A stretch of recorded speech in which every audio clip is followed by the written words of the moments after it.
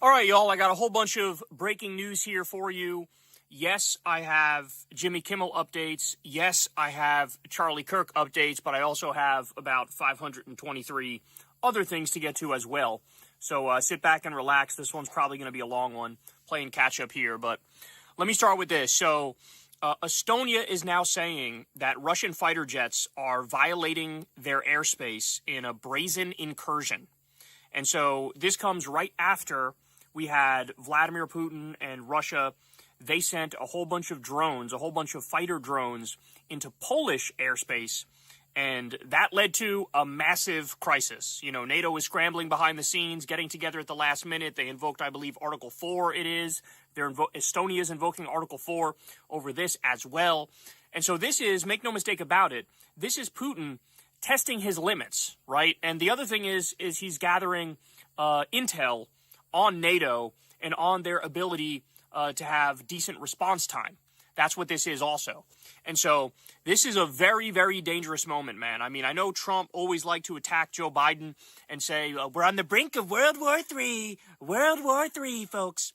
But without a hint of exaggeration here, we're actually on the brink of World War III. And in this moment, you have Trump, who's wholly unequipped to deal with somebody like Putin. I mean, Putin knows exactly how to work this guy. First of all, Trump has a soft spot for authoritarian leaders anyway.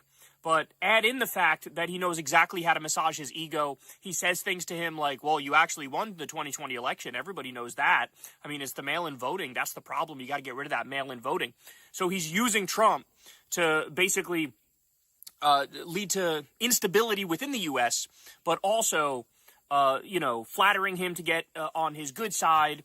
And basically now he's pushing the limits as much as humanly possible. And Trump is basically nowhere to be seen. I mean, when you had the Russian drones go into Polish airspace, he was out there saying, oh, maybe it was a mistake. Maybe it was a mistake? No, they very clearly did it on purpose, and they were gathering intel to figure out NATO's response time. And now, what are they going to do next? We don't know. The illegal and offensive invasion of Ukraine was bad enough, but everybody, was saying at the time, this isn't going to stop here. Like, if you don't make him stop, this will continue. And we'll be at a place where he wants to pick off all of the post-Soviet states that are now independent. And so here we are. Polish airspace violated, Estonian airspace violated. Which country is it going to be next? I don't know. Your guess is as good as mine. But he feels absolutely emboldened. And the fact of the matter is, we have a pushover fucking idiot who's in the White House. And that is not a good mix, y'all. That is not a good mix at all. So I also wanted to bring up for you guys that this is huge news here.